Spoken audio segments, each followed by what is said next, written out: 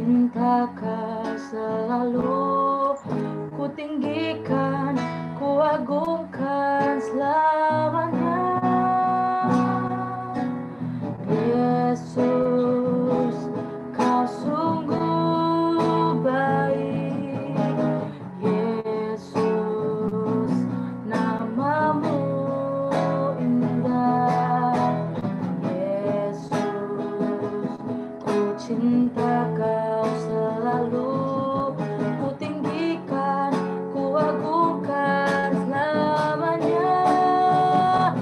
Ku mau memujimu, ku selalu pujimu, ku mau menyembahmu, ku selalu sembahmu, sebab Kau yang layak terima semua pujian, kemuliaan hanya bagi Tuhan.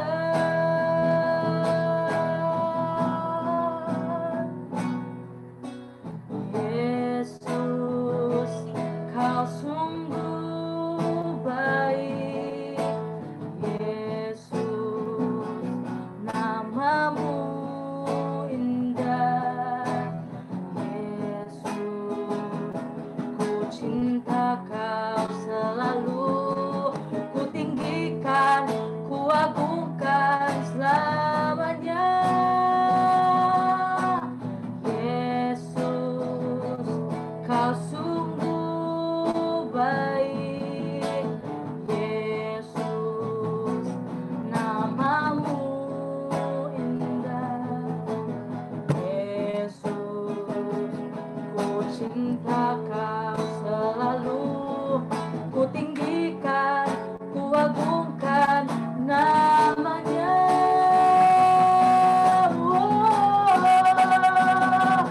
Ku mau memujimu, ku selalu pujimu, ku mau menyembahmu, ku selalu sembahmu. Kau yang layak terima semua pujian, kemuliaan hanya bagi Tuhan. Ku mau memujimu, ku selalu pujimu, ku mau menyembahmu, ku selalu sembahmu. Kau yang layak terima semua pujian, kemuliaan hanya bagi Tuhan. Ku mau memujimu, ku selalu pujimu, ku mau menyembahmu, ku selalu sembahmu. Kau yang layak terima semua pujian, kemuliaan hanya bagi Tuhan. Ku mau memujimu, ku selalu pujimu, ku mau menyembahmu, ku selalu sembahmu. Kau yang layak terima semua pujian, kemuliaan hanya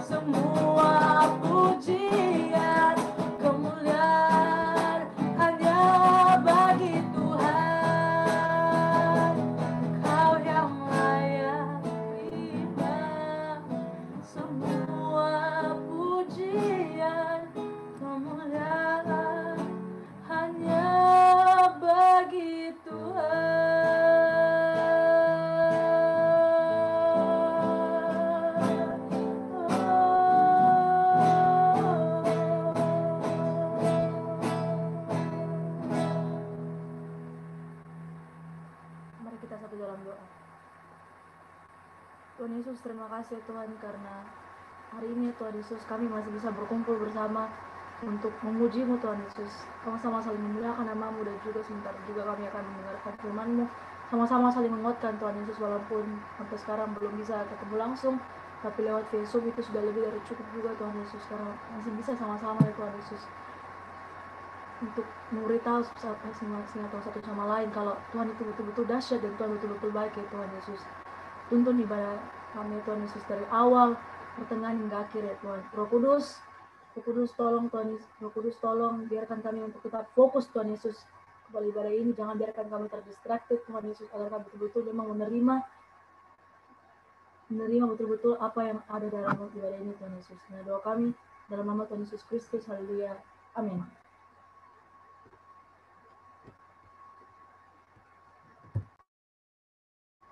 Silakan Tante Rina.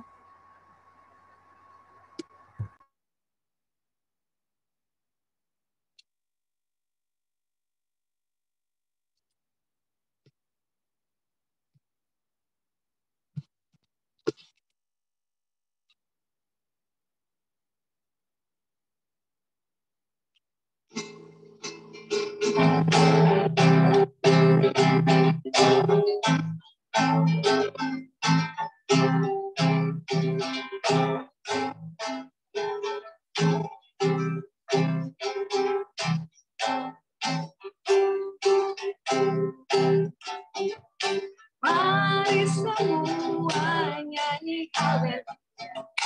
Mari melompat untuk ajak kita. Besar mulia Dia Yesus, menebus pembebas kita. Mari semua nyanyi haleluya. Mari melompat untuk ajak kita. Besar mulia Dia Yesus, nebus pembebas kita. Haleluya, ku memuji-Mu. Haleluya, aku bebas. Haleluya, seorang haleluya, ku bersuka karena-Nya. Haleluya, ku memuji-Mu. Haleluya, aku bebas.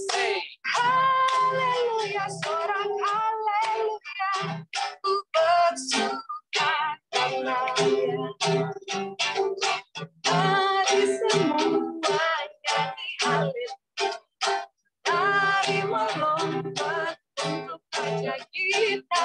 Besar mulia Dia Yesus, nebus pembebas kita. Mari semua nyanyi haleluya. Mari melompat untuk ajak kita. Besar mulia Dia Yesus, nebus pembebas kita. Haleluya, ku memuji-Mu. Haleluya, aku bebas. Hey, haleluya, seorang haleluya, ku bersuka karena-Nya. Haleluya, haleluya, ku memuji-Mu. Haleluya, aku bebas. Haleluya, seorang haleluya, ku bersuka karena-Nya.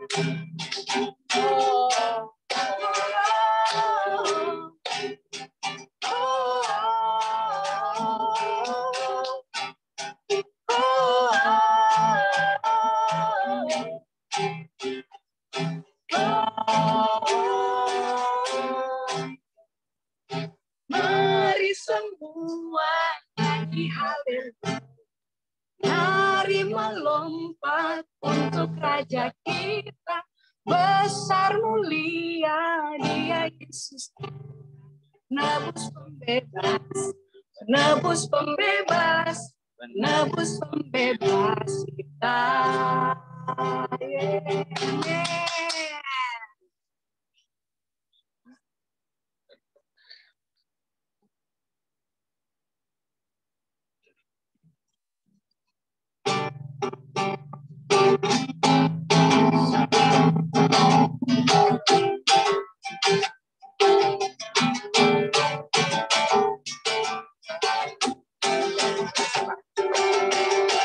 Pada siapa kau bandingkan perbuatannya yang heran? Tak ada kerajaannya yang terpesat akan tergoyahkan. Semua musuh pun gemetar mendengar namamu, Tuhan, suara kemenangan. Sungguh tak tertandingi, tak ada yang setara denganmu. Hanya Yesus Tuhanlah yang terhebat, jauh melebihi dari penguasa di dunia. Kerajaanmu kekal.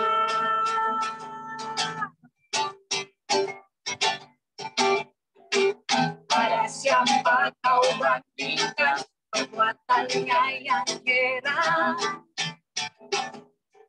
Tak ada kerajaannya yang terbesar tak akan tergoyahkan. Semua musuh menggemetar mendengar namamu, Tuhan, suara kemenangan.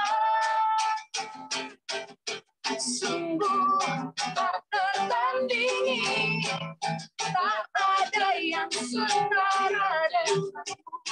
Hanya Yesus Tuhanlah yang terhebat, jauh melebihi dari penguasa di dunia. Kerajaanmu kekal. Sungguh tak tertandingi, tak ada yang setara denganmu.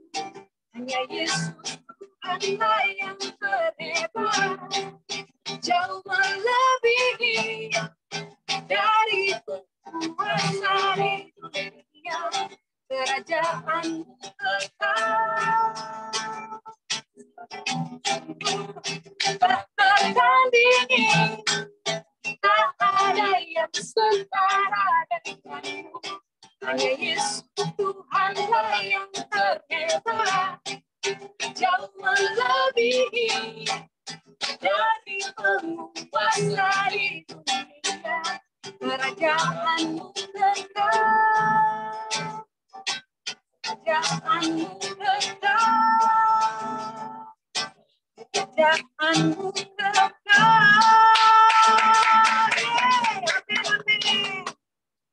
Yes.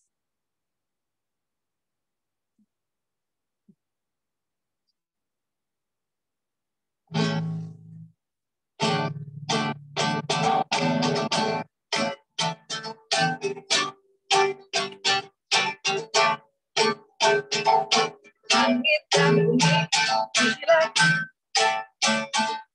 semoga ciptaan semuanya.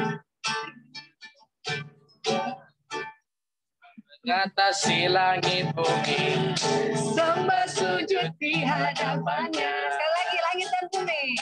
langit dan bumi selalu Sebab dia ciptakan, sebab ciptaan semuanya.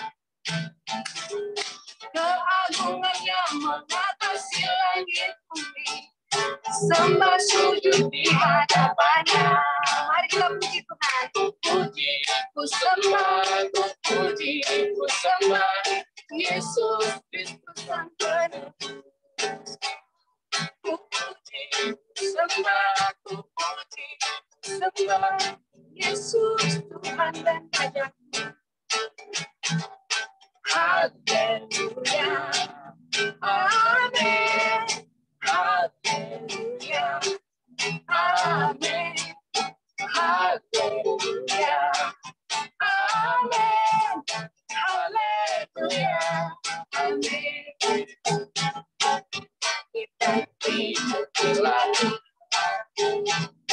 sebab keciptaan selamanya. Keagungannya mengatasi langit bumi, sembah sujud di hadapannya. Puji, sembah, puji, sembah Yesus Kristus Sang Penebus. Puji, sembah, puji, sembah Yesus Tuhan dan Rajaku. Puji, puji, sembah, puji, sembah Yesus Kristus Sang Penebus. Puji, sembah, puji, sembah Yesus Tuhan dan Rajaku. Haleluya, haleluya, haleluya, amin, haleluya, amin, haleluya, amin, haleluya, haleluya, amin, haleluya, amin, haleluya, amin, haleluya, amin,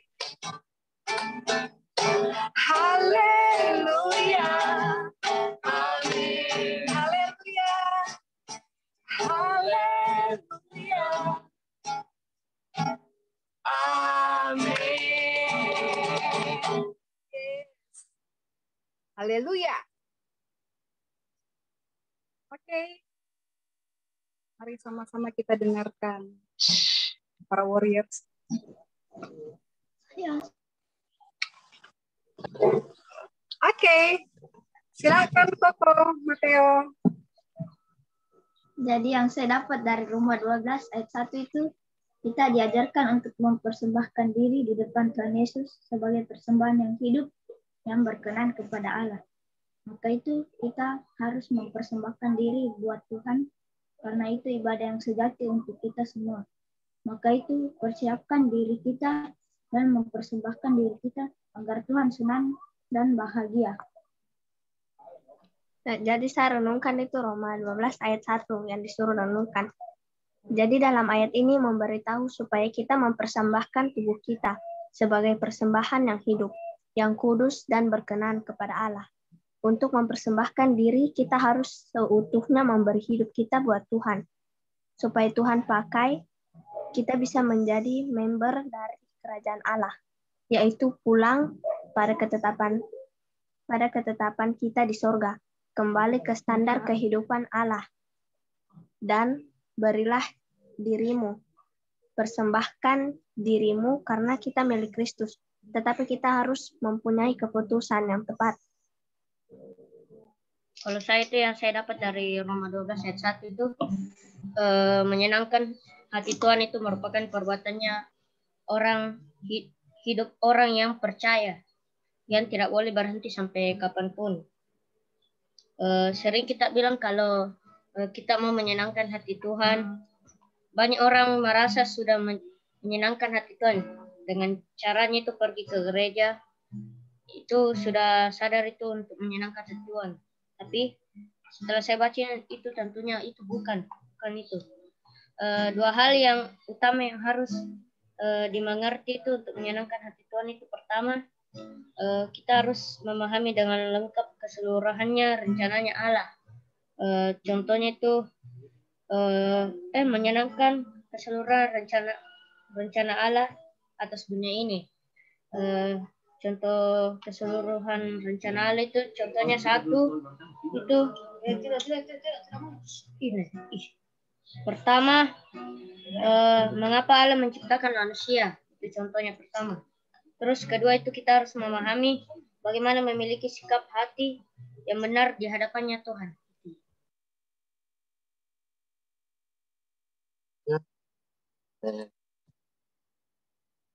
Penangan itu dari kata pertamanya kan ada kata karena itu. Karena itu pasti sudah merujuk kata ayat sebelumnya kan? Ayat sebelumnya itu Roma 11 ayat 36. Bunyinya kayak begini.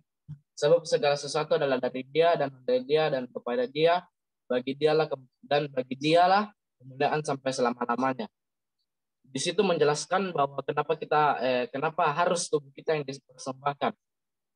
Tubuh kita dipersembahkan kepada Tuhan karena semua ini dibuat oleh Dia, yaitu Tuhan.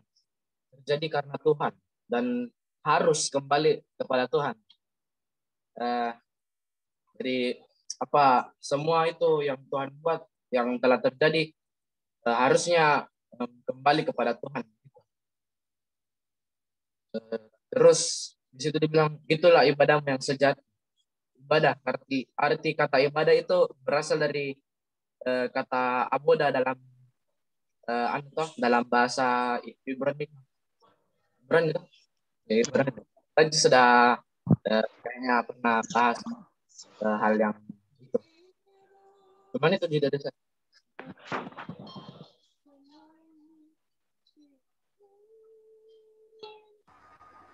Yang saya dapat dari Roma 12 ayat 1 adalah, pertama ada yang saya dapat atau ambil dari sharingnya Papa di hari Selasa, begitu. Jadi sejak awal hidup kita itu harus jadi persembahan.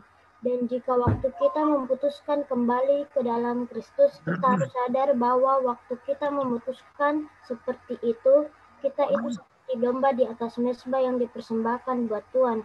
Dan kita harus sadar bahwa dilahirkan kembali dalam Kristus berarti hidup kita itu menjadi persembahan, dan kalau kita dilahirkan kembali di dalam Kristus itu menunjukkan bahwa hidup kita itu milik Tuhan karena sudah dipersembahkan dari Tuhan. Dan juga cara untuk dilahirkan kembali di dalam Kristus adalah dengan dibaptis, tapi jangan baptis sembarang. Baptis itu harus sungguh-sungguh dengan Tuhan, dan kita itu sangat perlu dilahirkan kembali dalam Kristus supaya kita menjadi anggota kerajaan Allah. Jadi marilah kita berubah menjadi anggota kerajaan Allah dengan dilahirkan kembali dalam Kristus.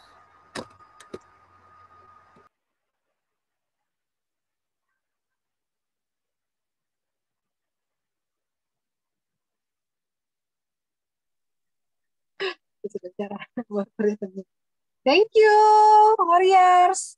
Sangat memberkati renungannya semua.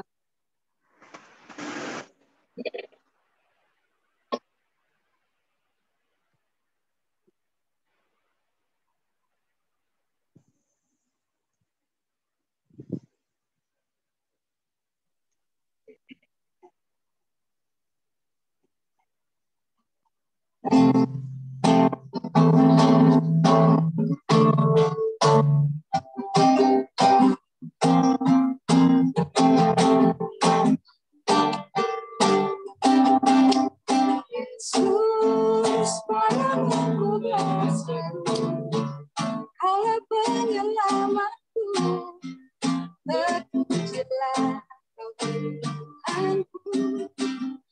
Mulutku memuji nama-Mu sepanjang umur hidupku, terpujilah Kau Tuhanku di atas segalanya.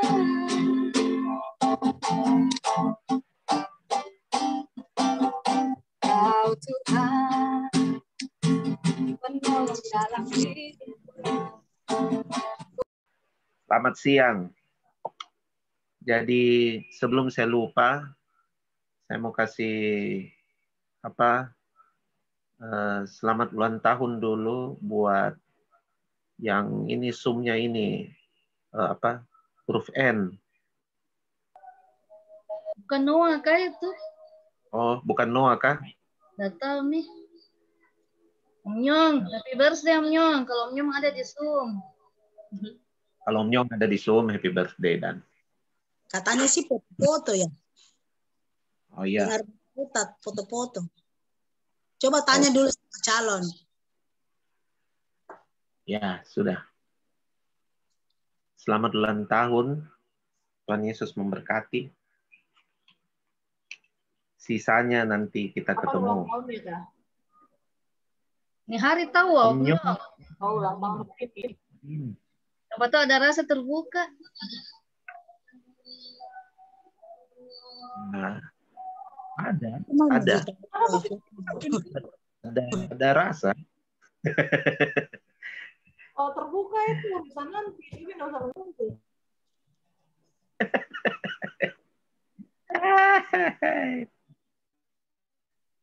Oke, saya masih tetap lanjut seperti pembahasan yang saya memang lagi renung-renungkan itu tentang pintu yang sempit. Jadi lagi untuk highlight saja, kita buka ke Lukas 13. Ada juga di Matius pasal 7 pernyataan yang sama. Cuma di Lukas 13 itu agak ngeri-ngeri sedap. Karena perikopnya itu siapa yang diselamatkan. Nah, kalau dari perikopnya lalu kemudian Tuhan Yesus bilang di ayat 24, berjuanglah untuk masuk melalui pintu yang sesak. Saya sudah share, salah satu yang mengganggu itu adalah Tuhan Yesus bilang banyak orang akan berusaha untuk masuk, tetapi tidak akan dapat. Kalau di Matius pasal 7, dibilang sedikit orang yang mendapatinya, sedikit orang yang menemukan ayat 13. Nah, jadi ternyata dinamika kita itu, dinamika kehidupan rohani kita itu harus berdinamika di dalam pintu yang sempit, pintu yang sesak dan jalannya. Kenapa dia disebut sesak dan sempit? Karena memang sesak dan sempitnya itu karena memang itu akhirnya mengerucut pada manusia memang harus hanya memuarakan kehidupannya itu dari hubungan pribadinya dengan Tuhan. Nah, saya tidak bicara orang di luar Kristen, tapi orang Kristen sendiri banyak tidak memulai hal tersebut, tidak terbudaya dengan hal tersebut. Hanya mereka dengan Tuhan, gitu. Hanya mereka dengan Tuhan, tidak mulai dari situ. Nah, tentu kalau saya sudah share panjang lebarnya di 2 minggu yang lalu. Sekarang saya akan share pada saudara salah satu dari dinamika ketika kita ada dalam pintu dan jalan yang sempit dan sesak itu. Nah, salah satu dinamika yang kita alami ketika, jadi istilahnya pintu yang sempit dan jalan yang sesak ini adalah kita dan Tuhan. Kita dengan Tuhan. Karena selamat itu punya arti sampai ke tujuan. Nah, tujuan kita itu tidak ada lain. Tujuan kita itu cuma pribadi Yesus. Dan Yesus memang bilang bahwa selain dia bilang Yohanes 14 ayat 6 bahwa sayalah jalan, kebenaran, dan kehidupan, dia juga bilang bahwa hidup yang kekal itu, which is itulah yang kita tuju, dia bilang hidup yang kekal itu adalah mengenal dia. Berarti memang pada akhirnya kehidupan saya dan saudara itu harusnya adalah antara bagaimana kita mendasari dan membangunnya dari kita dengan Tuhan, yang kemudian itu pasti akan berimpact bagus pada bagaimana kita dengan sesama, bagaimana kita dengan interaksi kita dengan sesama, dan interaksi kita dengan dunia ini. Walaupun dengan dunia pasti interaksi kita akan keras karena dunia ini punya sistem sendiri, gitu. Tapi kita berinteraksi dengan dunia ini dari hasil interaksi kita dengan hubungan kita dengan dinamika kita dengan Yesus di pintu yang sempit itu. Nah, salah satu dari bagian yang akan kita alami di pintu yang sempit itu adalah Yohanes pasal 6.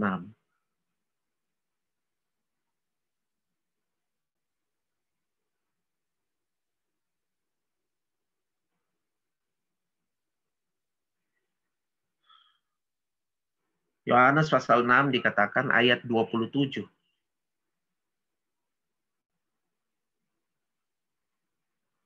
Bekerjalah bukan untuk makanan yang akan dapat binasa. Sebentar ya, sebentar. Sebentar.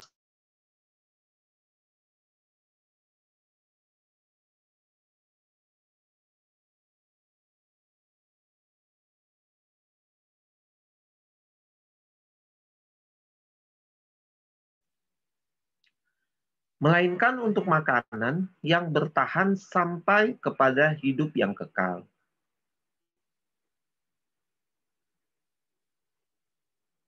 Di dinamika pintu yang sempit itu, kita disuruh bekerja, tapi bekerjanya itu untuk makanan yang tidak dapat binasa. Makanan yang tidak dapat binasa ini adalah makanan yang bertahan sampai kehidupan yang kekal.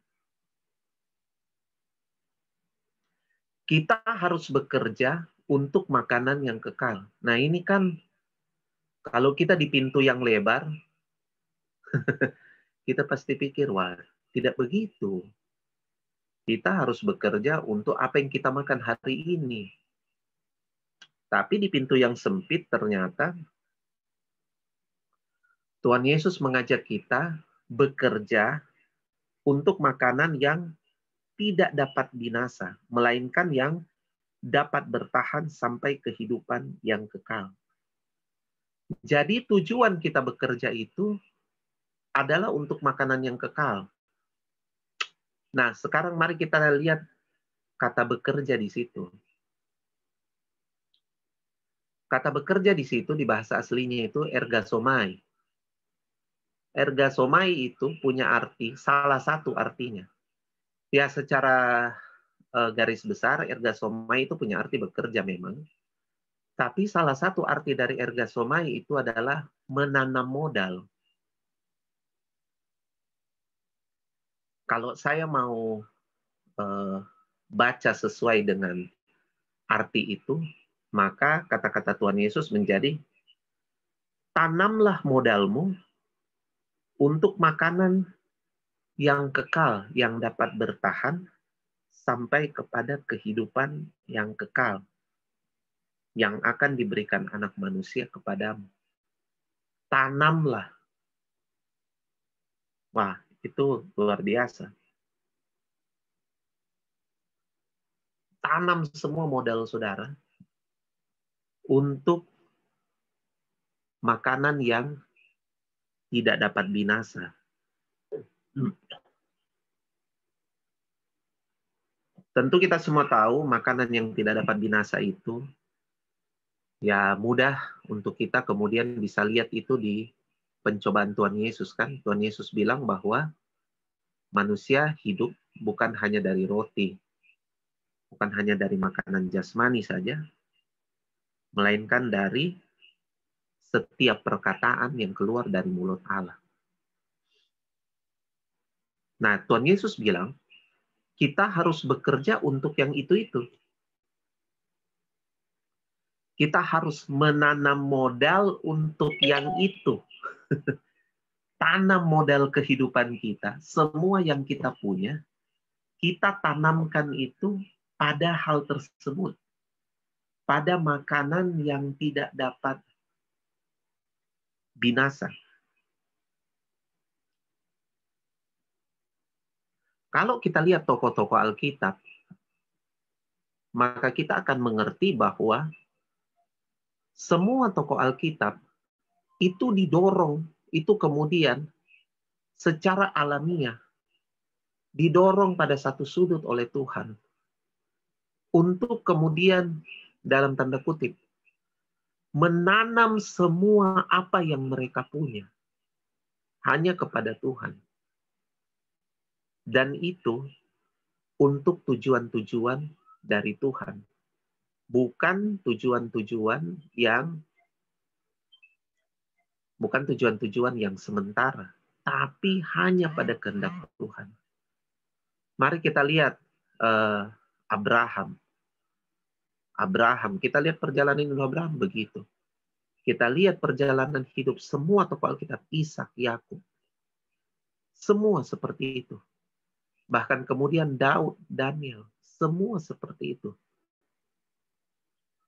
Mereka kemudian sampai kepada sebuah keadaan di mana mereka pada akhirnya menanam kehidupan mereka itu hanya kepada Tuhan dan untuk kepentingan-kepentingan Tuhan.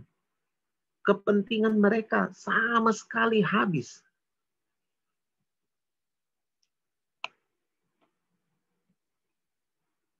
Mari buka bersama saya itu Mazmur yang apa? Sekalipun dagingku dan hatiku. Mazmur berapa lagi Tante Luna? 70.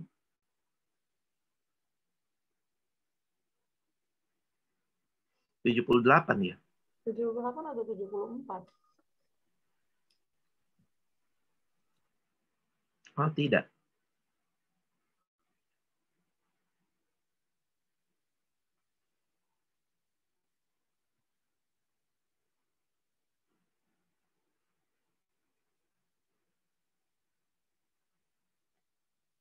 Tujuh puluh berapa itu, Dik? 74 ya? 73. 73 ya? Oke.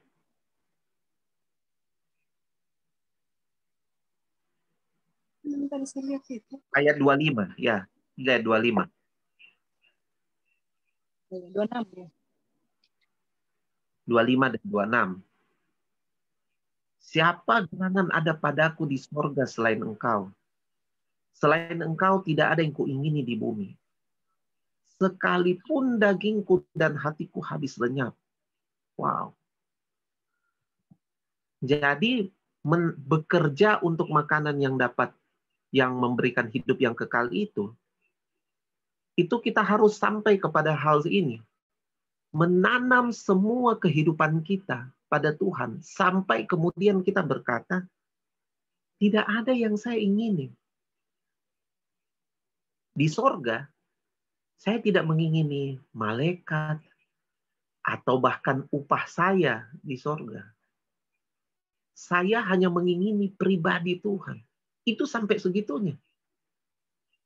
Di bumi, saya tidak mengingini semua yang saya tadinya inginkan. Achievement saya, penghargaan, warisan, atau apapun itu. Karena yang saya ingini, itu cuma Tuhan. Bahkan saya menginginkannya sampai daging saya dan hati saya habis lenyap sekalipun. Saya menanam diri saya hanya kepada Tuhan. Wah, itu jalan yang sempit sekali. Tuhan Yesus bilang kita harus mengerjakan itu. Jadi apa yang kita kerjakan dalam hidup kita adalah setiap hari memastikan bahwa kita melatih kehidupan kita sedemikian rupa untuk ditanam kepada pribadi Tuhan dan semua kehendaknya. Sampai daging kita dan hati kita habis lenyap. Kita mau ditanam di situ. Menanam semua diri kita. Menanam semua diri kita pada apa saja yang Tuhan kehendaki. Itu luar biasa. Lalu kemudian,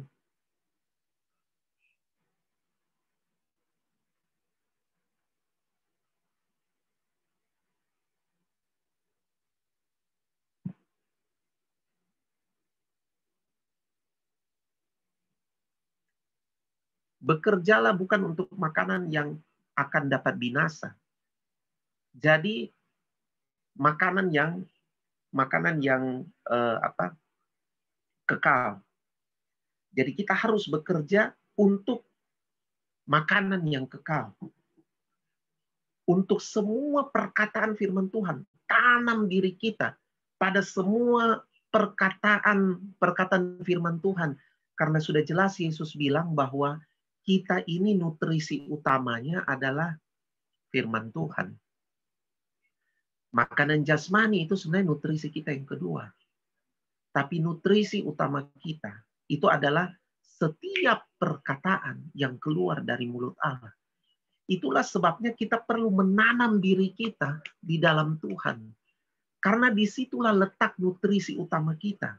Bahwa kita dinutrisi oleh setiap perkataan yang keluar dari mulut Allah. Tapi kemudian ayat 28 berkata bahwa orang tetap bertanya, apa yang kami kerjakan di dalam pekerjaan yang dikehendaki Allah itu apa? Apa itu? Apa yang harus kami perbuat?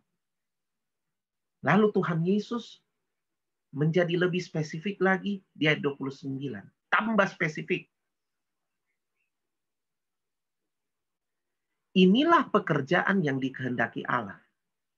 Yaitu hendaklah kamu percaya kepada Dia yang telah diutus Allah. Jadi yang pertama, kita harus menanam, kita harus bekerja, menanam diri kita untuk semua perkataannya, semua perkataan firman, karena kita hidup dari setiap perkataannya. Tapi yang kedua, itu dibilang gini, itu tadi yang 27 tujuan dari kita bekerja, ya kan?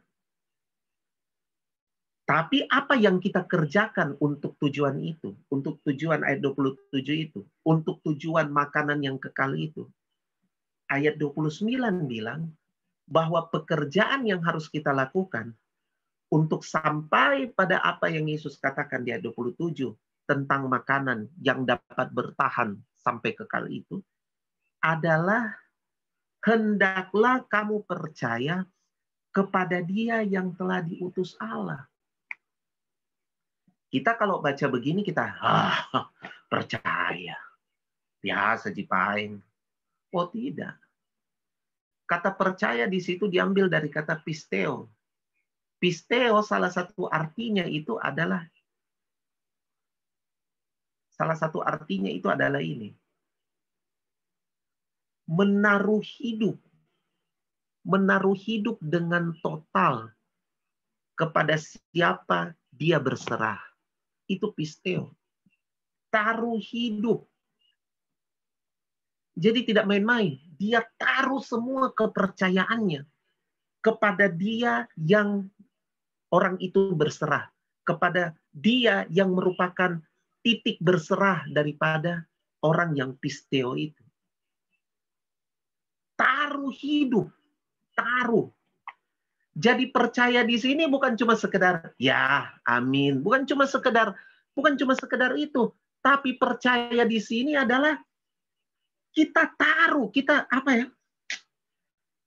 rebahkan diri kita. Kita rebahkan diri kita kepada orang tersebut, kepada Tuhan yang kita berserah. Kita rebahkan diri kita dan kita bilang, semua ini dalam kendalimu, dalam kehendakmu. Itu pisteo.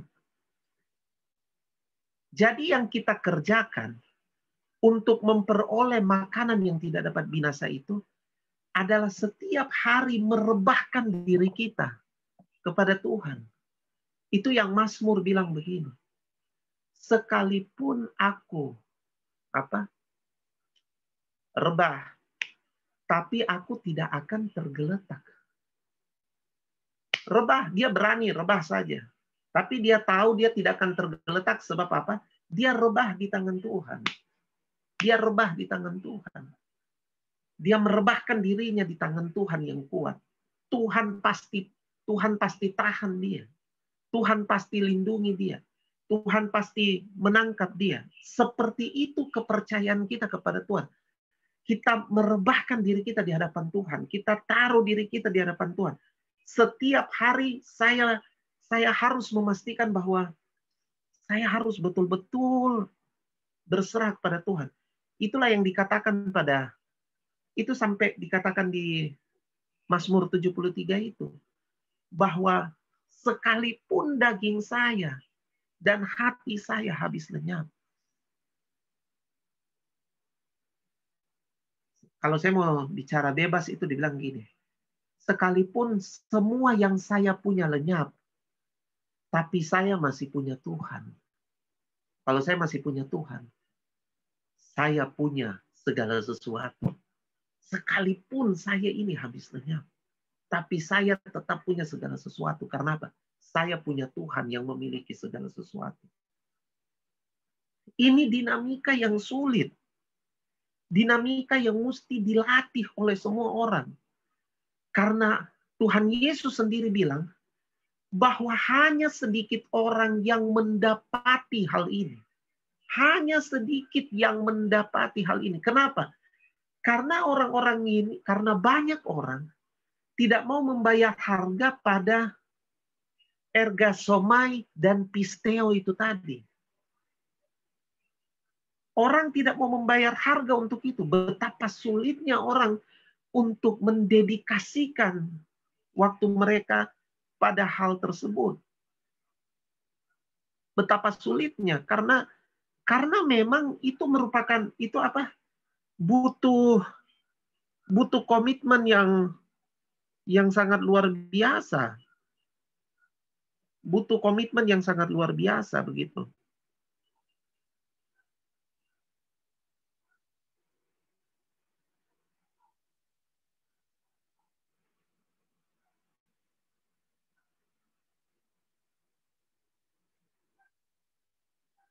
1 Korintus 2 ayat 7. Saya kasih contoh saja ini. 1 Korintus 2 ayat 7. Nah, bagaimana kemudian kita kita kemudian bekerja, kita kemudian ergasomai, tanam diri kita untuk makanan yang tidak dapat binasa itu. 1 Korintus 2:7 bilang gini. Tetapi hikmat yang kami beritakan ialah hikmat Allah yang tersembunyi dan rahasia, yang sebelum dunia dijadikan, telah disediakan Allah bagi kemuliaan kita. Garis bawahi di situ, firman ini adalah hikmat Allah yang tersembunyi dan rahasia. Waktu kita dapat dua kata ini, tersembunyi dan rahasia, kita harusnya dapat memahami mengapa Tuhan menyuruh kita untuk bekerja buat makanan yang tidak dapat binasa. Karena makanan yang tidak dapat binasa itu tersembunyi dan rahasia. Berarti kalau dia tersembunyi dan rahasia, diperlukan dedikasi total kita untuk menyelidiki. Dedikasi tenaga, waktu, pikiran untuk menyelidikinya hingga dapat menemukannya. Kita harus mendedikasikan diri kita. Karena sudah dibilang bahwa makanan yang tidak dapat binasa itu, yaitu firman-Nya itu sifatnya tersembunyi dan rahasia. Yang luar biasanya. Sementara kita mendedikasikan waktu kita untuk menyelidiki firman yang tersembunyi dan rahasia itu, Tuhan menganugerahkan kepada kita. Ini belum mendapatkan ya. Belum sampai mendapatkan yang tersembunyi dan rahasia itu. Kita baru punya komitmen, baru membangun budaya, baru berbudaya untuk menyelidiki, mendedikasikan tenaga, waktu, pikiran kita di dalam menyelidiki hikmat-Nya yang tersembunyi dan rahasia itu. Tuhan langsung menganugerahkan kemuliaan bagi kita. Amsal 25 ayat 2 berkata begini. Amsal 25 ayat 2 bilang apa? Kemuliaan Allah ialah merahasiakan sesuatu. Tetapi kemuliaan raja-raja ialah menyelidiki sesuatu. Pak, Bu, dalam 1 Petrus 2 ayat 9, saya dan saudara itu disebut sebagai apa? Imamat yang rajani.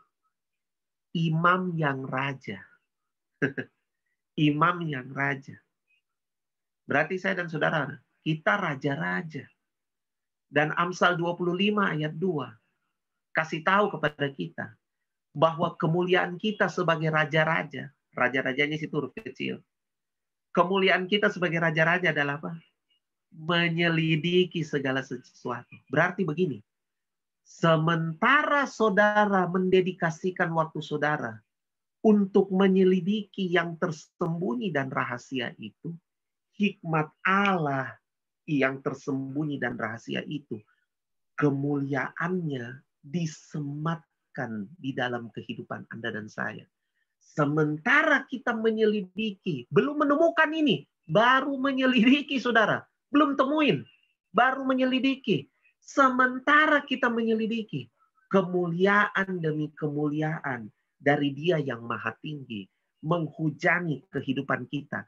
Sebab memang kemuliaan imamat yang rajani itu adalah menyelidiki segala sesuatu. Saudara ingat waktu saya sampaikan tentang nurture, salah satu bagian dalam nurture itu pemeliharaan Tuhan itu adalah Tuhan menyelidiki kita. To observe kan salah satu artinya itu pemeliharaan Tuhan.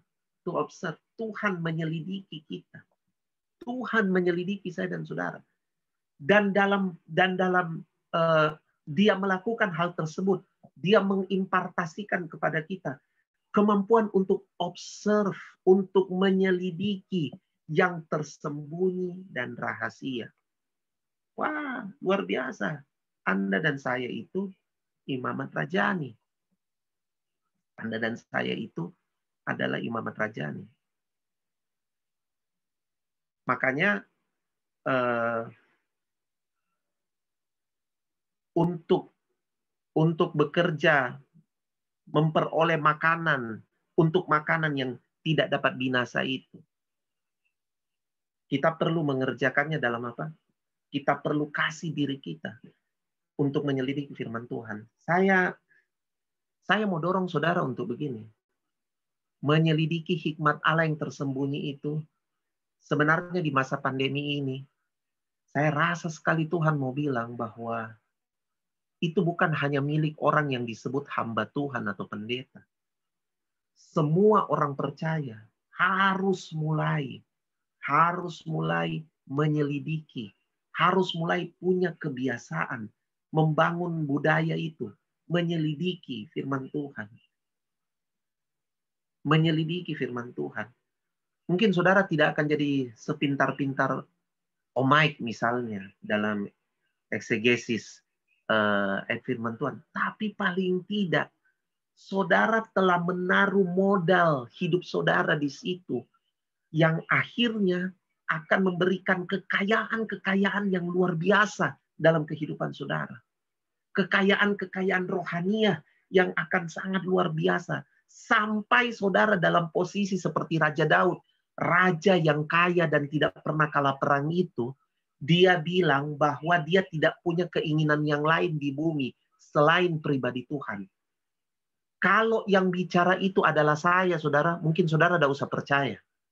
Karena saudara tahu saya bukan orang kaya secara jasmani. Kalau yang bicara itu saya, saudara mungkin bilang, itu kan kau. Karena kau mungkin hidupmu bagaimana. Tapi yang bicara ini Daud. Raja yang tidak pernah kalah perang. Raja yang kerajaannya kokoh. Orang kaya luar biasa. Punya harta yang begitu banyak. Tetapi orang seperti ini bilang, saya tidak punya keinginan lain di bumi selain engkau. Makanya sekalipun dia tidak tercatat sebagai nabi atau hamba Tuhan, Daud punya penyelidikan akan hikmat Allah yang tersembunyi itu. Begitu luar biasa. Nah, sebenarnya semua orang percaya sedang digiring Tuhan di masa pandemi ini untuk punya budaya itu. Sehingga, saudara, kita tidak mengalami tragedi 5 anak darah yang bodoh. 5 anak darah yang bodoh itu kan tidak punya persediaan minyak. Dulu, zaman dulu, kita dibilang persediaan minyak itu urapan. Tapi kalau saya lihat bukan itu.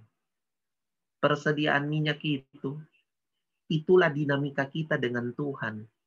Hikmat Allah yang tersembunyi yang selalu kita taruh diri, yang kita menanam modal kita di dalam itu. Itu sebenarnya. Jadi siapakah penjual minyak itu? Ya, penjual minyak itu. Ini menurut saya ya. Saya tidak tahu saudara. Saudara bisa tafsirkan lain. Tapi satu kali saya merenung, saya lihat 5 anak darah yang bodoh ini adalah lambang dari banyak orang percaya yang tidak mau masuk dalam dinamika pintu yang sempit. Mereka berpikir, oh, saya di-provide dari pendeta ini, dari ini.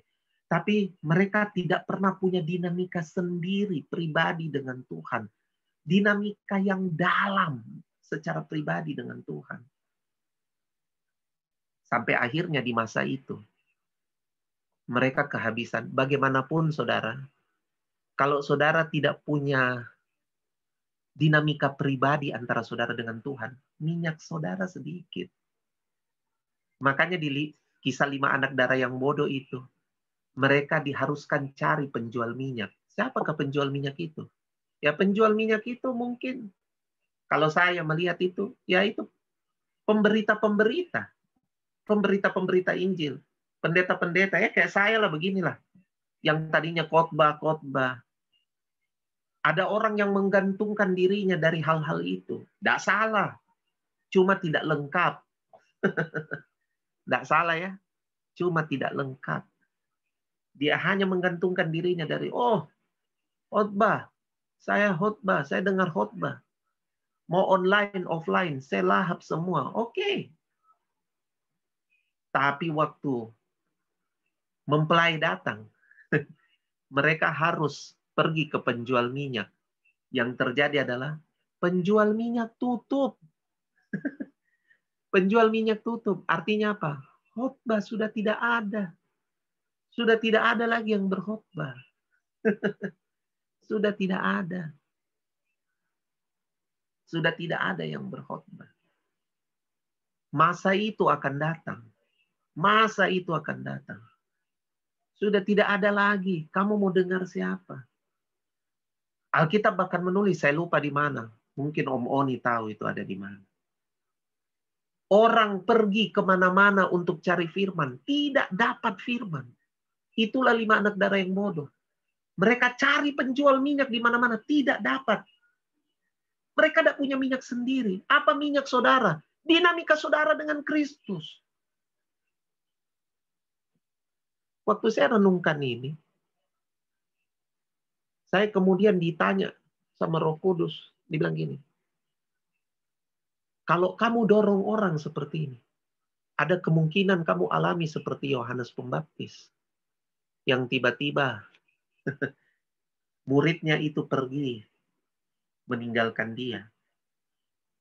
Wah, iya, tidak apa-apa. Yang penting orang-orang tersebut telah menemukan dinamika pribadi mereka dengan Tuhan. Karena memang sebagai hamba Tuhan, saya bukanlah jalan.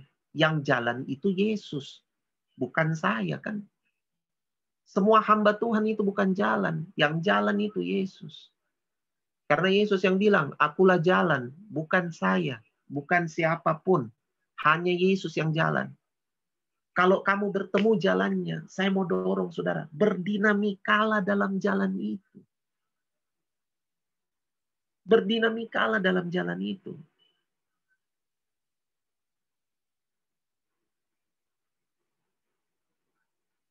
Berdinamikalah dalam jalan itu. Nah, mari lihat kitab Galatia. Galatia pasal 3.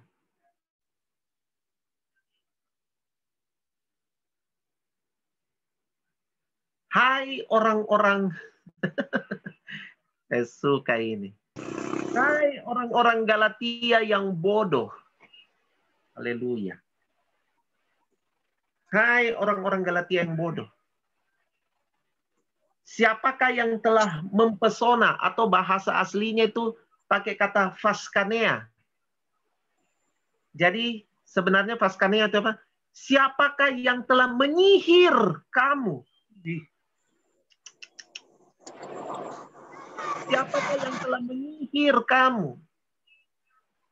Jadi Galatia dikatakan Paulus bodoh karena telah disihir. Disihir oleh apa? Nah, nanti kita lihat di bawah. Siapakah yang telah menyihir kamu? Bukankah Yesus Kristus yang telah disalibkan itu telah dilukiskan dengan terang di depanmu? Anda dilukiskan dia yang disalibkan dengan terang. Tetapi Anda tidak masuk berdinamika dengan dia yang disalibkan itu. Itu kebodohan. Itulah yang membuat kita mudah disihir. Kita ini mudah disihir. Disihir oleh apa? Hanya ini yang hendak ku ketahui daripada kamu.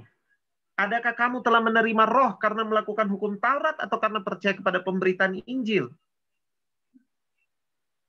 Adakah kamu telah menerima roh Tuhan hanya karena kamu beragama? Atau karena kamu percaya pada pemberitaan Yesus Kristus? Injil itu bicara Yesus. Injil itu adalah evangelio, kabar sukacita, kabar damai sejahtera. Dan damai sejahtera itu adalah pribadi Yesus. Dengan kata lain, pemberitaan Injil adalah pemberitaan pribadi Yesus. Kamu menerima roh Tuhan itu bukan karena serangkaian kegiatan agama atau identitas-identitas agama. Tapi kamu menerima roh itu dari expose pemberitaan daripada pribadi Yesus Kristus. Yang adalah damai sejahtera dan sukacita itu. Begitu kalau saya mengerti ayat 2. Lalu ayat 3 bilang, diulang lagi. Adakah kamu sebodoh itu? Kamu telah mulai dengan roh. Maukah kamu sekarang mengakhirinya di dalam daging? Jadi begini, saudara. Bekerja untuk makanan yang tidak dapat binasa itu sebenarnya memberitahu kepada saya dan saudara bahwa kita itu harus memulai dari roh. Kita harus memulai dari alam roh. Orang bilang, aduh ngeroh. Tapi tidak, saudara. Kita memang harus mulai dari roh. Roh di situ ditulis bukan huruf kecil, tapi huruf besar. Artinya apa? Kita harus memulainya dengan roh Tuhan. Nah, ini hal yang sangat sedikit orang berupaya untuk terbudaya dalam hal ini. Memulai dari alamnya Tuhan.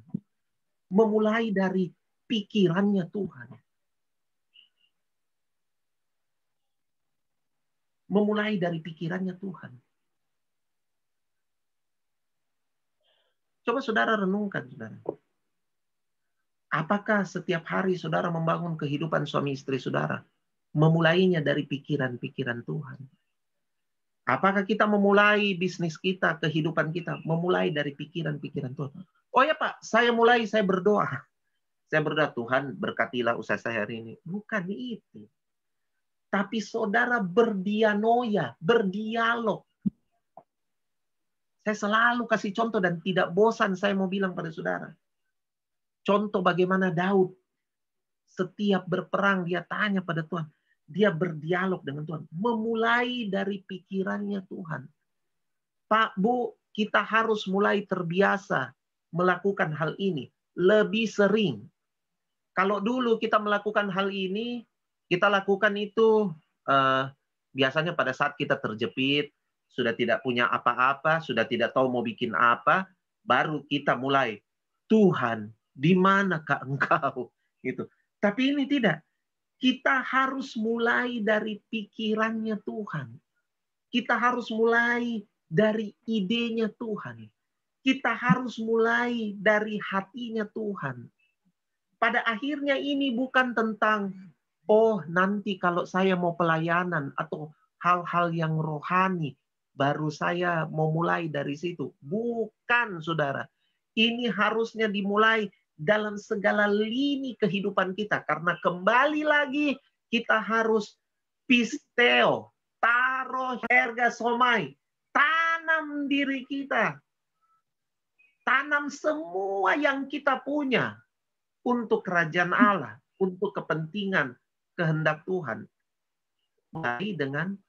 Memulai dari Tuhan. Memulai dengan Tuhan. Memulai dengan Tuhan. Ayat 5 bilang gini. Jadi bagaimana sekarang? Apakah Ia yang menganugerahkan roh kepada kamu dengan berlimpah-limpah dan yang melakukan mujizat di antara kamu? Wah, saya suka ini.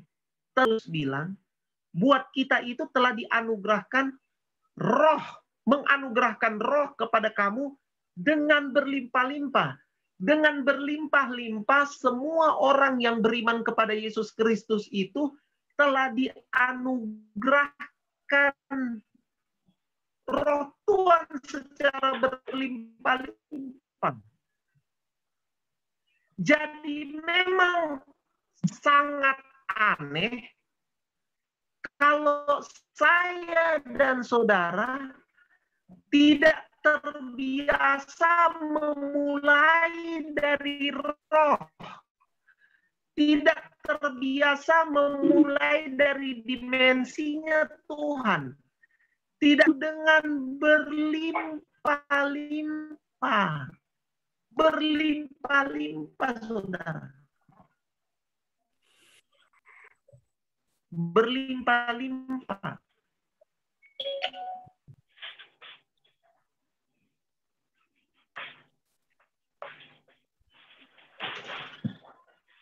Nah, kemudian dikasih tahu ayat 6. Rohnya yang berlimpah-limpah. Dia percaya. Dia percaya. Ingat saudara, Abraham hidup di zaman apa? Di zaman di mana belum ada itu Christ in you. Dianugerahkan roh Tuhan. Kalau saya mau bilang roh Tuhan itu begini sebenarnya. Pribadi Tuhan. Roh kan itu bagian inti yang membuat kita disebut pribadi.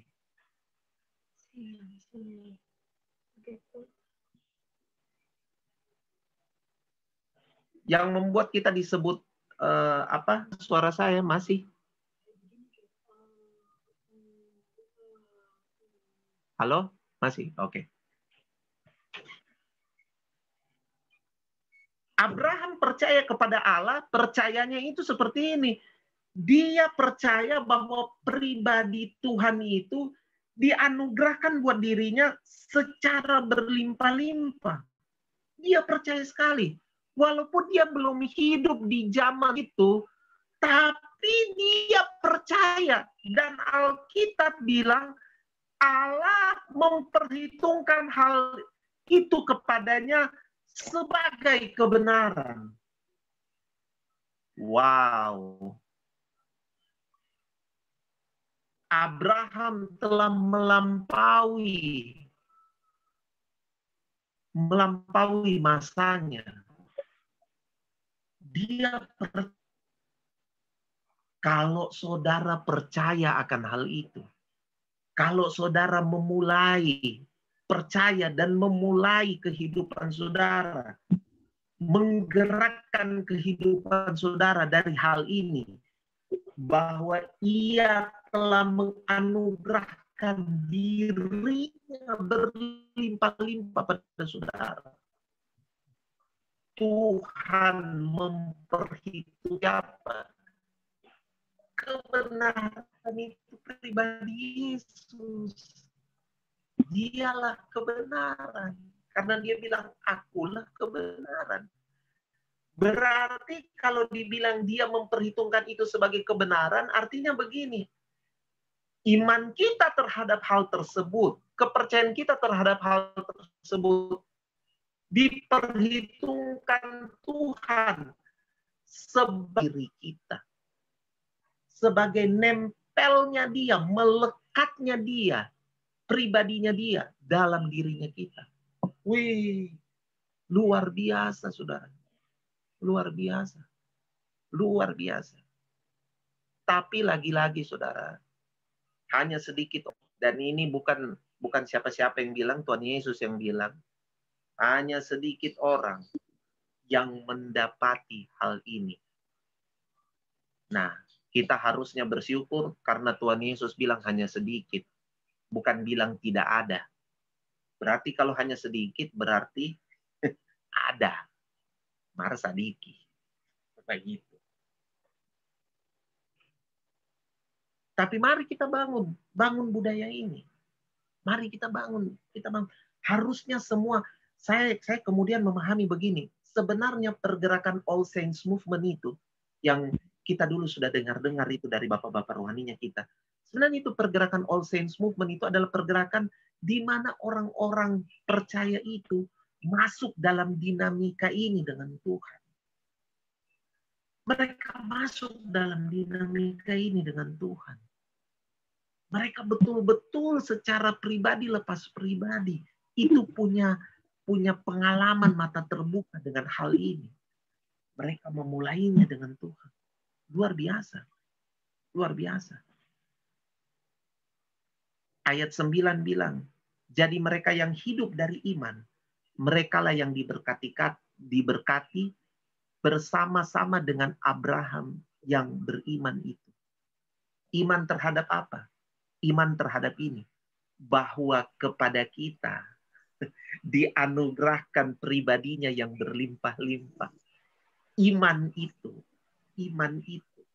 Oleh karena iman itu, kemudian mereka memulai kehidupan mereka dengan hal itu. Sehingga apa? Sehingga mereka menerima berkat. Berkat apa? Berkat yang sama seperti berkat Abraham yang beriman itu.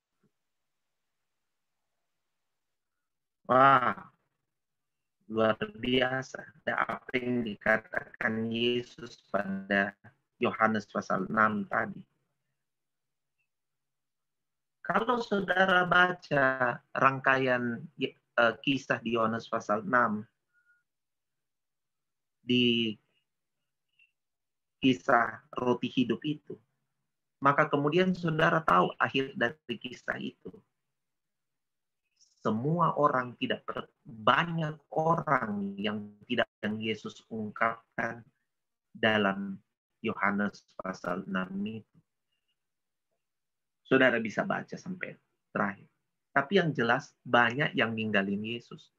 Itu cuma menunjukkan sekali lagi bahwa memang tidak banyak orang yang memahami dan mau masuk pada bekerjalah untuk makanan yang tidak dapat binasa. Dan percaya, pisteo kepada dia.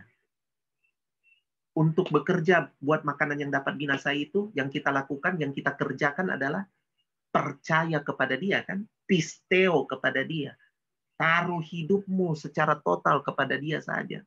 Taruh hidupmu secara total kepada dia saja. Saudara semua tahu kan bahwa semua tokoh-tokoh Alkitab pada akhirnya seperti itu. Mereka taruh diri mereka secara total kepada Tuhan. Saya tutup sharing saya dengan menceritakan, saudara mungkin tahu banyak cerita yang menginspirasi soal ini. Tapi saya baru dengar cerita tentang bagaimana Andreas, salah satu murid pertama Tuhan Yesus, di akhir hidupnya. Andreas itu di akhir hidupnya, itu disalib, bukan dengan salib begini. Bukan. Tapi dia disalib dengan salib huruf X. Nah, saudara bayangkan dulu lah. Dia disalib, disalib yang berbentuk, bukan ini, di salibnya itu huruf X. Jadi dia disalib seperti ini. Nah, Andreas itu tergantung selama 2 hari hidup.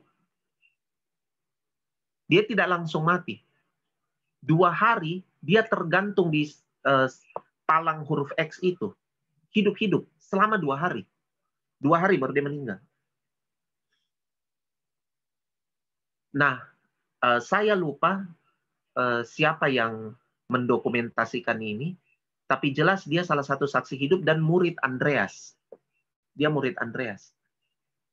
Saya lupa namanya siapa ya. Saya lupa namanya siapa. Aduh, saya mau ingat namanya, saya lupa. Jadi dia tulis begini, ada 2 hal yang dia ingat selama Andreas tergantung di itu, di salibnya itu yang seperti huruf X itu. Ada 2 hal yang dia ingat. Yang pertama, dia bilang begini. Andreas selalu bilang betapa beruntungnya dia bisa bisa mati, bisa mengambil bagian seperti cara gurunya mati. Dia merasa sangat terhormat. Sekaligus merasa sebenarnya ada tidak layak, tapi dia bilang terhormat sekali saya diizinkan untuk bisa mati seperti guru saya. Karena kemudian dia ngomong begini, karena hidup saya itu cuma Yesus. Yesus itu hidupku. Wah. Yesus itu hidupku. Dia bilang Yesus itu hidupku. Wah. Saya waktu saya merinding begitu. Dia bilang kerelaannya untuk disalib begitu itu selain karena dia merasa terhormat karena itu sama dengan gurunya. Dan dia bilang gini, Yesus itu hidup saya.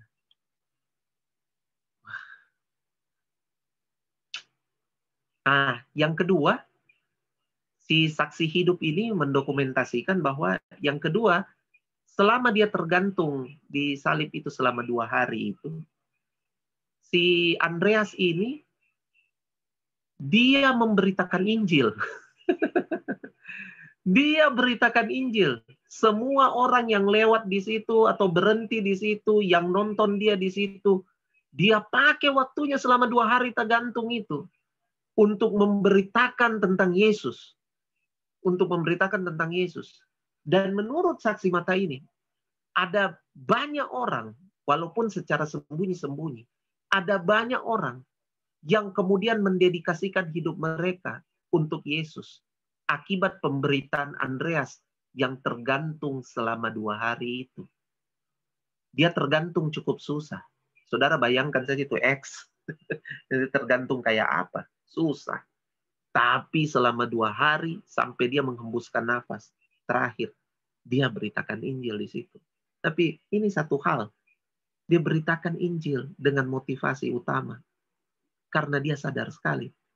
Yesus itu hidupku. Yesus itu hidupku. Pak, Bu. Kalau saudara menyadari bahwa Yesus itu bukan hanya sekedar pemberi hidup. Tapi dia adalah hidupmu. Dia adalah hidup saudara. Wah. Kita akan dedikasikan apa saja buat Tuhan. Kita akan bilang seperti Mazmur 73. Sekalipun kita baca sebagai ayat penutup lagi ya. Saya suka sekali ini.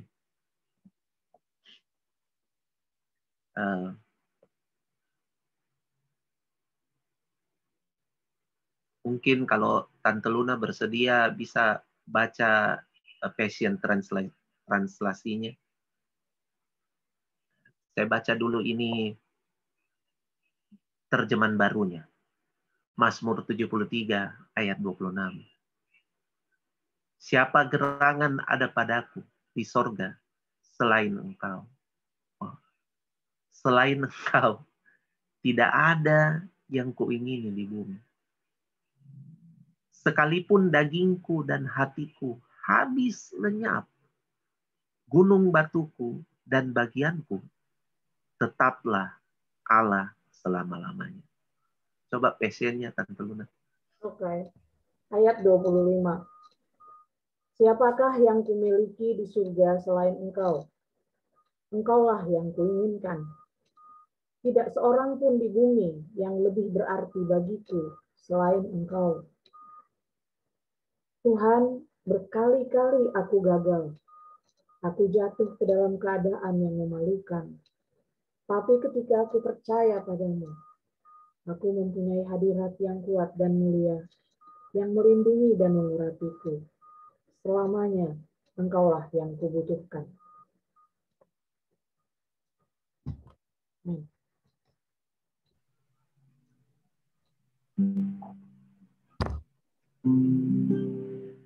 Selain kau, tiada yang lain. Hanya ada padaku di surga. Selain kau, tiada yang lain. Yang kuingini di bumi, yang kuingini di bumi. Sekalipun dagingku dan hatiku habis lenyap, gunung batuku dan bagianku, tetaplah Allah selama-lamanya.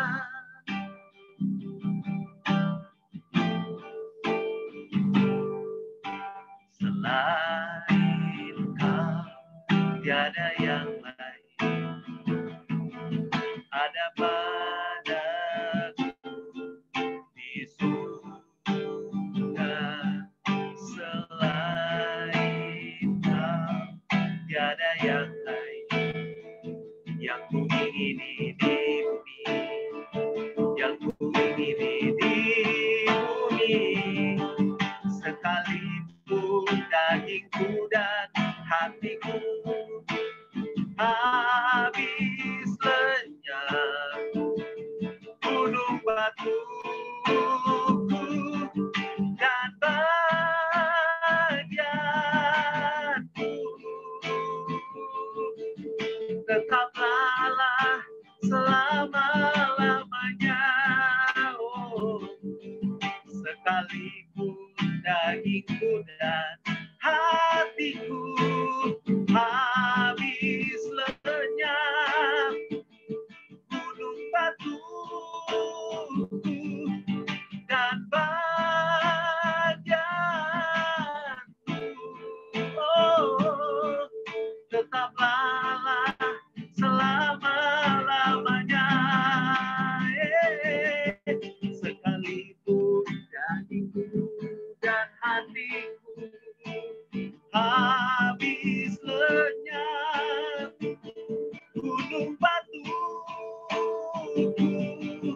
dan bagianku, oh, tetaplah Allah selama-lamanya. Sekali lagi katakan, sekalipun dagingku dan hatiku habis lenyap, gunung batuku dan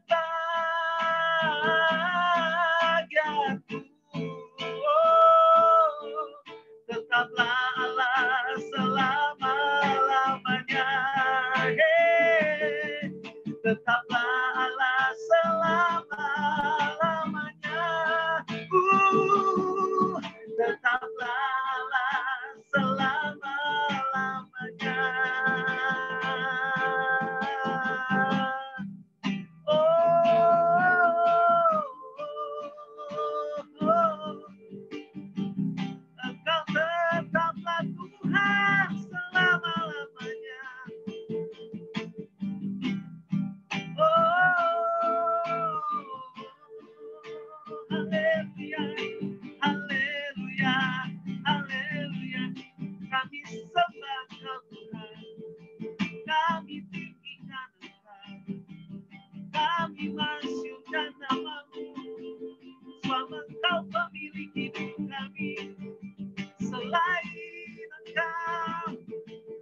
tiada yang lain yang layak dan pantas memiliki hidupku,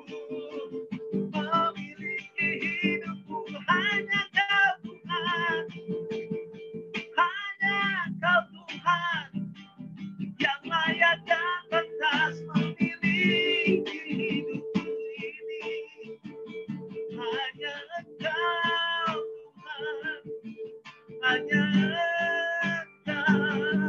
Tuhan. Oh,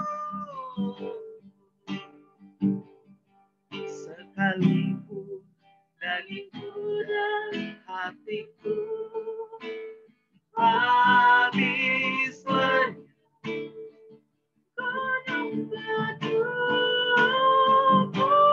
dan badanku,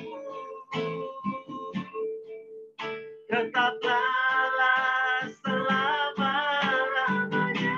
Sekali lagi katakan, sekalipun dagingku dan hatiku habis lenyap gunung batuku dan badanku,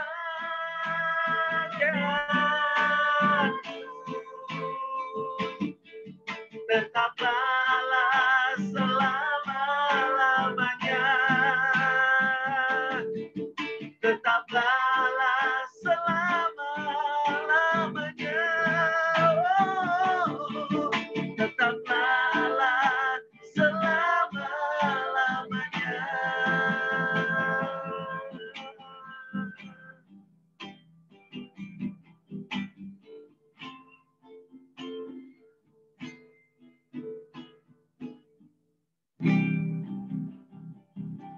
Nanti saya minta Tante Luna tutup kita dalam doa.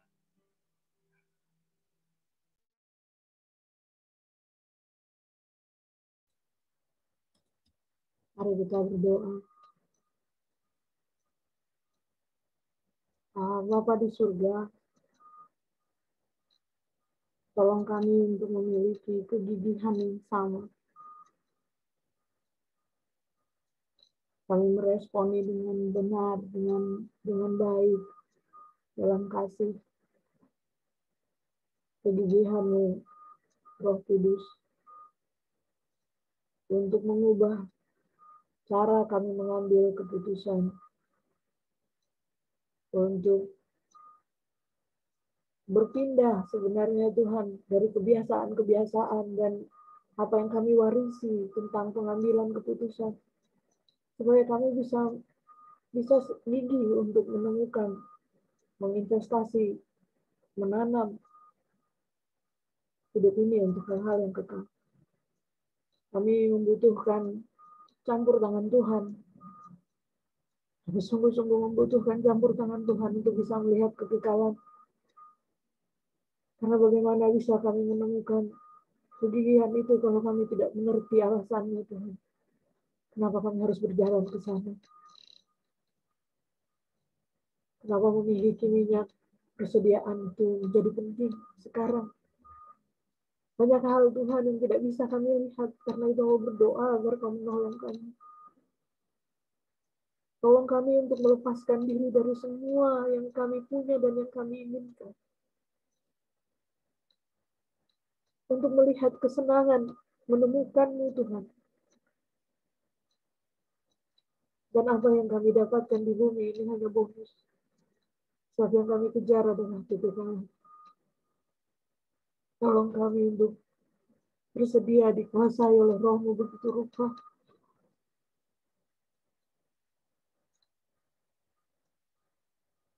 Supaya Engkau bukan sampingan, Tuhan, waktu kami susah, baru kami datang. Tapi Engkau adalah yang utama. Bukan karena kami bodoh, tapi karena kami melihat bahwa Tuhanlah sumber dari semua yang bisa kami lakukan. Kami berdoa untuk itu. Agar dalam hidup kami bersama-Mu dari hari ke hari, setiap peristiwa itu hanya mengungkapkan bahwa apa saja yang Tuhan sediakan selalu lebih baik dari apa yang kami usahakan buat hidup kami. Tolong kami untuk berjalan di jalan-Mu Tuhan. Tolong kami. Bukan karena keadaan yang sulit, tapi karena kami seringkali tidak melihat Engkau sedang berjalan bersama kami. Kami memanfaatkan-Mu untuk kepentingan-kepentingan kami. Kami meminta tuntunan Roh-Mu seolah-olah Engkau dukun, Tuhan. Tapi kami tidak bergantung padamu.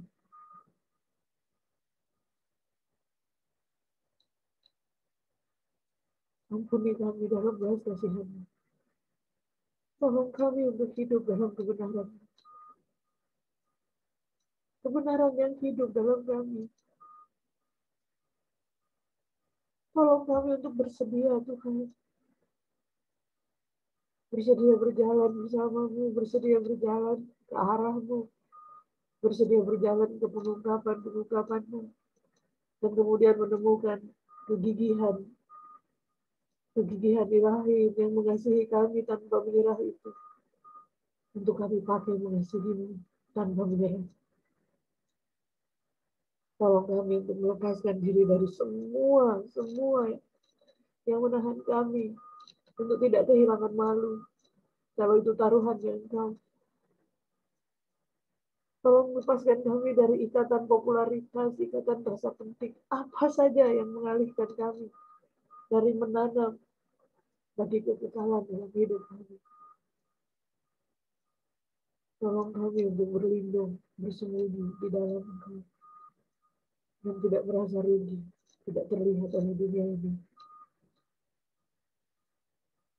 Terima kasih Tuhan. Mau berdoa untuk itu. Mau lepaskan kemampuan untuk itu. Tuhan menginginkan itu dari kami semua. Dalam nama Yesus, mau berdoa agar firman-Mu menjadi berkat bagi kami. Firman-Mu dan kemampuan menghidupkan dalam firman-Mu menjadi bagian kami yang tidak mungkin diambil oleh dunia ini. Sepasik apapun kami, sebodoh dan sebebal apapun kami, bawa kami Tuhan. Sampai kami tidak ingin apapun kecuali Engkau. Dan mata kami memandang ke sekarang. Menjaga Yesus, kami berdoa. Amin.